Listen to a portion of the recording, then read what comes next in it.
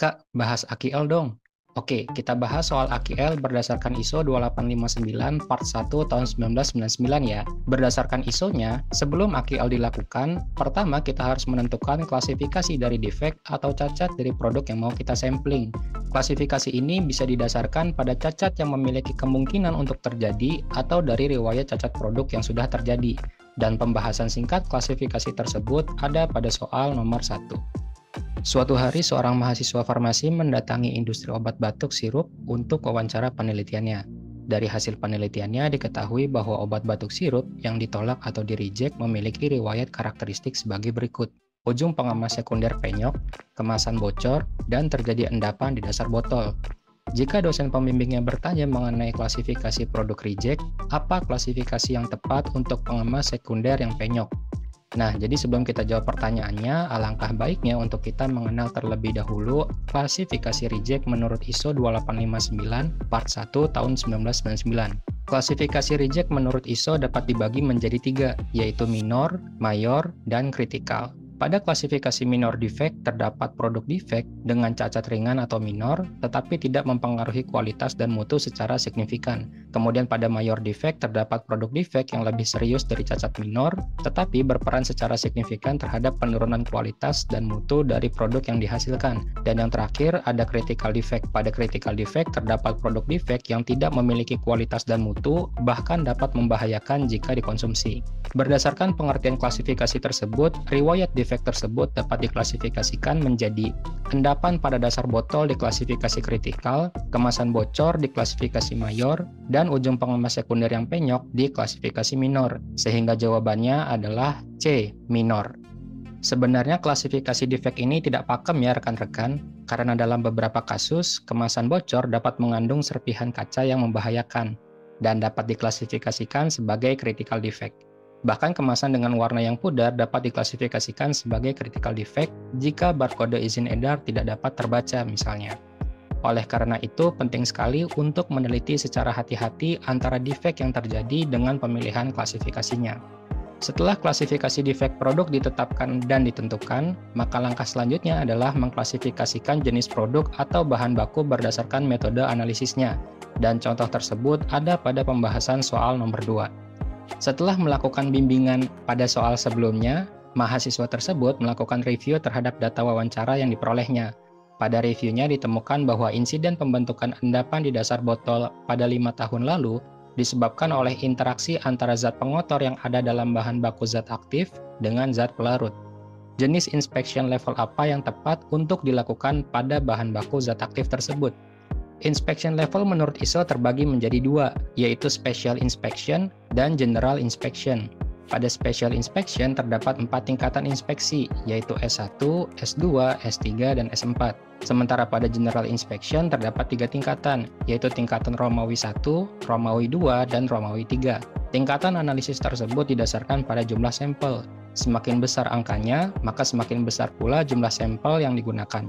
Nah, pemilihan jenis inspection level ini didasarkan pada teknik analisis yang digunakan. Jika teknik analisis itu bersifat destruktif terhadap sampel, maka inspection level yang digunakan adalah special inspection. Sementara analisis yang bersifat tidak destruktif terhadap sampel, maka yang digunakan adalah general inspection. Berdasarkan konsep tersebut, analisis bahan baku zat aktif masuk ke dalam kategori special inspection. Karena sampel bahan baku yang digunakan tidak dapat diperoleh kembali setelah pengukuran kan, ya entah saat ditimbang sudah terkontaminasi debu, atau saat digunakan analisis UV vis misalnya, dilarutkan dengan pelarut atau diberi reagen, sehingga sampel bahan baku yang dianalisis tidak dapat digunakan atau diperoleh kembali.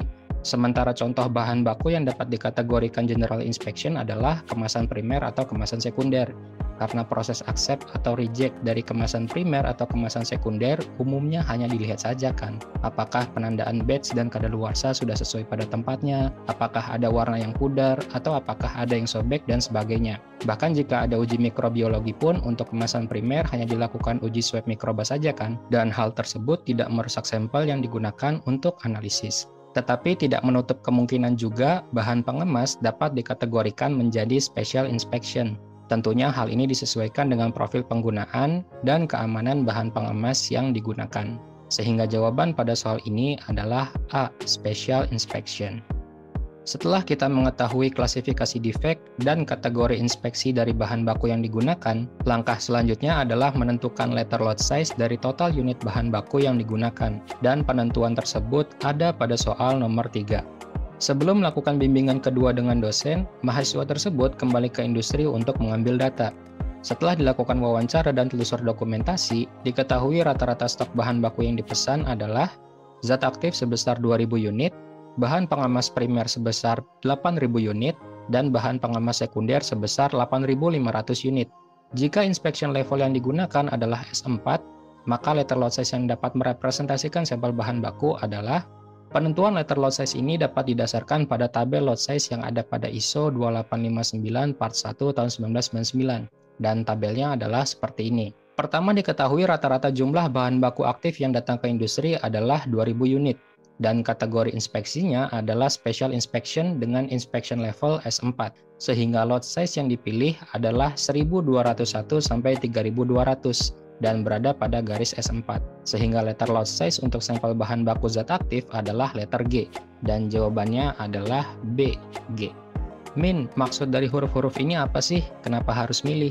Jadi huruf-huruf ini adalah kode sampel dari masing-masing size sampel yang akan diuji. Tentu penerapannya didasarkan pada basis ilmiah atau scientific based studies yang dilakukan atau didaftarkan di ISO. Dan sebenarnya bukan milih juga sih, karena konsepnya semakin banyak sampel yang digunakan, maka semakin kuat interpretasi hasil terhadap kondisi real dari sampel. Kalau gitu kenapa nggak semua sampelnya aja diuji? Kan langsung ketahuan, daripada repot-repot ngitung AQL kan?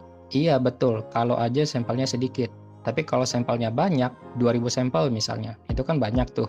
Proses analisisnya itu akan time consuming dan money consuming.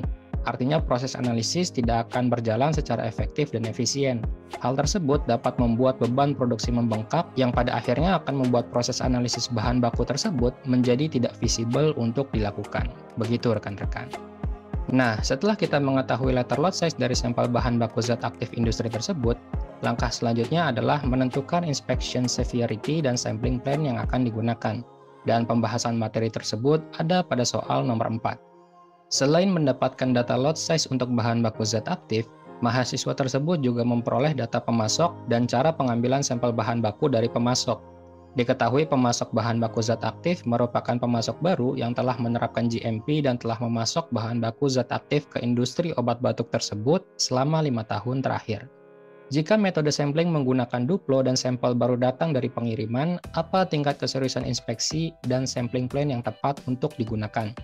Nah, jadi untuk tingkatan inspection severity itu dibagi menjadi 3, yaitu tingkatan normal, reduce, dan tighten. Penempatan tingkatan keseriusan inspeksi didasarkan pada riwayat pemeriksaan AQL pada sampel bahan baku yang kita analisis pada satu waktu pengiriman. Jadi katakanlah dalam satu pengiriman terdapat 8 batch bahan baku yang berbeda. Batch pertama yang diperiksa ada pada tingkat keseriusan yang normal. Nah, untuk batch kedua dan seterusnya didasarkan pada riwayat pemeriksaan batch yang pertama. Jika batch pertama lolos, maka batch selanjutnya juga tingkat normal, begitupun seterusnya. Tetapi jika batch pertama gagal atau reject, maka diperiksa dulu batch kedua. Jika batch kedua juga reject, maka tingkat keseriusan dapat ditingkatkan menjadi tighten. Perbedaan antara tingkat normal, reduce, dan tighten adalah nilai accept dan reject serta jumlah sampel yang digunakan. Pada tingkat reduce, jumlah sampel yang diambil sedikit, tetapi sangat sulit untuk merubah tingkat inspeksi dari normal ke reduce. Sementara jumlah sampel pada normal dan tighten sama untuk masing-masing letter lot size. Hanya saja toleransi nilai accept pada tighten lebih kecil dibanding tingkatan normal. Sementara sampling plan adalah banyaknya sampel yang digunakan dan sampel yang diambil. Sebagai contoh, pada tingkatan normal menggunakan single sampling plan, untuk letter lot G, sampel yang digunakan adalah 32 sampel untuk sekali sampel. Sementara pada double sampling dan multiple sampling menggunakan 40 sampel untuk letter lot G. Hanya saja pada double sampling, 40 sampel tersebut dibagi menjadi 2 bagian, dan pada multiple sampling dibagi menjadi 5 bagian. Intinya adalah semakin banyak sampel yang digunakan, maka hasil pemeriksaan sampel akan semakin representatif terhadap kondisi real sampel. Terus kenapa nggak semua sampel aja dianalisis satu-satu? Ya, pada soal sebelumnya sudah dijelaskan ya. Oh iya lupa, sampling plan ini terdiri dari 3 kategori, yaitu single sampling plan, double sampling plan, dan multiple sampling plan. Kembali lagi ke soal, diketahui bahwa teknik sampling menggunakan duplo dan bahan baku baru sampai dari pengiriman. Maka teknik samplingnya adalah double sampling dengan tingkat keseriusan normal. Sehingga jawabannya adalah D, normal double sampling. Nah, setelah kita mendapatkan letter lot size, tingkat keseriusan inspeksi, dan teknik sampling yang digunakan, langkah selanjutnya adalah penentuan accept dan reject AQL, yang pembahasannya ada pada soal nomor 5. Setelah mendapatkan data yang cukup memadai, mahasiswa tersebut bersiap melakukan bimbingan kembali dengan dosen pembimbingnya. Mahasiswa tersebut menyampaikan bahwa industri obat batuk tersebut menggunakan lot size G dan menggunakan tabel AQL normal double sampling. Kemudian dosen pembimbing pun bertanya, berapa jumlah accept dan reject produk defect pada sampel kedua dengan angka AQL 1%? Penentuan accept dan reject dari AQL didasarkan pada tabel AQL normal double sampling yang ada pada ISO 2859 Part 1 tahun 1999, dan tabelnya adalah seperti ini. Pada tabel ini diketahui bahwa untuk letter G dengan AQL 1% dipersyaratkan 0,2 pada sampel pertama dan 1,2 pada sampel kedua. Artinya adalah sampel pertama tidak boleh memiliki defect atau defect 0. Dan dari sini ada 3 skenario. Yang pertama, apabila memang sampel pertama tidak memiliki defect atau defect 0, maka pemeriksaan dilanjutkan pada sampel kedua. Jika pada sampel kedua tidak ditemukan defect atau hanya ditemukan satu defect, maka keseluruhan produk yang disampel diterima atau diaccept. Tetapi apabila didapatkan 2 produk defect atau lebih, maka keseluruhan produk yang disampel ditolak atau di-reject. Kemudian skenario kedua adalah apabila terdapat 1 produk defect pada sampel pertama, maka pemeriksaan dilanjutkan pada sampel kedua. Jika total defect pada sampel pertama dan kedua adalah 1 defect, maka keseluruhan produk yang disampel diterima atau diaccept. Tetapi jika total defect sampel pertama dan kedua adalah 2 defect atau lebih, maka keseluruhan produk yang disampel ditolak atau di-reject. Dan skenario terakhir adalah apabila terdapat 2 defect atau lebih pada sampel pertama, maka keseluruhan produk yang disampel ditolak atau di-reject. Dan yang penting untuk diingat adalah apabila terdapat produk reject, jangan lupa untuk dipisahkan dari produk yang lain. Jadi istilahnya, jangan sampai sudah diketahui sampel tersebut reject, tapi masih diterima dan dicampur dengan produk lain. Nah, sampai sini sudah selesai sebenarnya sampling AQL, apabila sampel tersebut di-accept. Tetapi bagaimana jika reject? Bagaimana kelanjutan dari sampel tersebut? Pembahasan mengenai sampel yang reject ada pada soal nomor 6. Pada proses bimbingan sebelumnya, penelitian mahasiswa tersebut mendapatkan revisi karena belum mencantumkan proses switching rules pada inspection severity AQL. Dosen pembimbingnya pun memberikan pertanyaan tambahan pada poin pembahasan penelitian miliknya. Jika terdapat 2 lot sampel yang mengalami reject, switching severity apa yang tepat dilakukan? Berdasarkan data pada soal sebelumnya, kita sudah mengetahui bahwa rata-rata pemeriksaan bahan baku zat aktif menggunakan letter lot G dengan tingkat keseriusan normal dengan menggunakan teknik sampling double sampling plan. Kemudian apa yang terjadi kalau lot sampel yang pertama reject? Langkah yang kita perlukan adalah mengecek kembali lot bahan baku yang datang. Jadi jika hari ini datang 8 lot bahan baku yang masing-masing berisi 2000 unit, maka lot pertama ada pada tingkat keseriusan normal.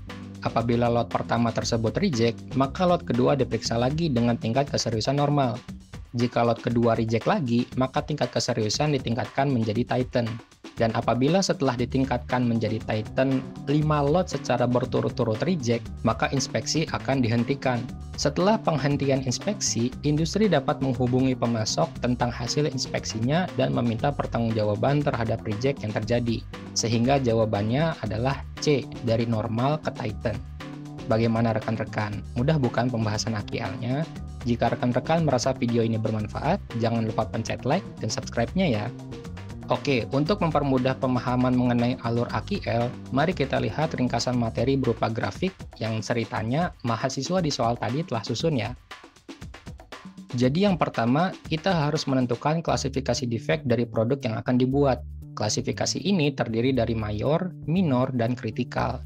Sebenarnya pada beberapa referensi, penentuan angka AQL dimulai setelah penentuan klasifikasi defect ini, dan biasanya nilai AQL pada kritikal itu 0%, sementara minor dan mayor bisa bervariasi, tetapi nilai AQL pada mayor biasanya lebih kecil dari nilai minor. Setelah diketahui klasifikasi defect-nya, sampel pada masing-masing kelas defect dibagi lagi berdasarkan jenis inspeksi atau analisanya. Jika proses analisanya merusak sampel, maka inspection levelnya adalah special inspection. Sementara analisa yang tidak merusak sampel, maka inspection levelnya adalah general inspection. Pembagian subkelas pada masing-masing level didasarkan pada sampel yang digunakan, tetapi biasanya untuk general inspection dimulai pada general inspection Romawi 2. Perpindahan kelas di general inspection hampir mirip dengan perpindahan tingkat keseriusan inspeksi. Sementara pembagian kelas pada special inspection didasarkan pada profil resiko bahan baku yang dianalisis. Setelah diketahui inspection levelnya, maka perlu ditentukan letter lot size-nya. Letter lot size ini didasarkan pada tabel ISO 2859 Part 1 tahun 1999 dan disesuaikan dengan jumlah sampel yang akan diperiksa. Untuk dasar ilmiah penentuan letter lot size ini, rekan-rekan bisa cari tahu lebih lanjut di ISO-nya ya.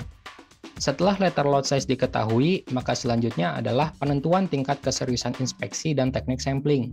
Tingkat keseriusan dibagi menjadi 3, yaitu normal, reduce, dan tighten. Sementara sampling plan dibagi menjadi single sampling plan, double sampling plan, dan multiple sampling plan. Dan biasanya jika ada lot yang reject, yang banyak diubah-ubah adalah tingkat keseriusan dan sampling plan yang digunakan. Jadi tidak perlu lagi kembali ke inspection level. Hal ini diperlukan agar perencanaan corrective action atau tindakan perbaikan dapat dilakukan secara efektif dan efisien. Lalu yang perlu dilakukan adalah mencari tabel AQL yang sesuai dengan tingkat keseriusan inspeksi dan sampling plan yang digunakan. Setelah itu, nilai accept dan reject dapat dicari dengan letter lot size dan batas AQL yang telah ditentukan. Yang terakhir, jika sampel yang diinspeksi lulus, maka AQL selesai. Tetapi jika ada sampel yang reject, maka harus tetap diperhatikan apakah tingkat keseriusan inspeksi dapat berubah dari normal menjadi tighten atau normal menjadi reduce atau tetap normal. Tetapi biasanya yang paling sering adalah tetap di tingkat normal atau dari normal pindah ke tighten. Begitu rekan-rekan. Oke, sip, mantap. Jika ada pertanyaan, rekan-rekan dapat langsung sampaikan di kolom komentar atau DM Instagram ya. Insya Allah akan saya bantu jawab di video berikutnya.